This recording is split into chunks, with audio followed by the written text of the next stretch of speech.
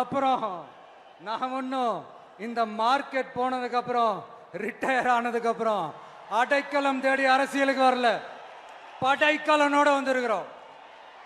powerful ஃபோர்ஸோட,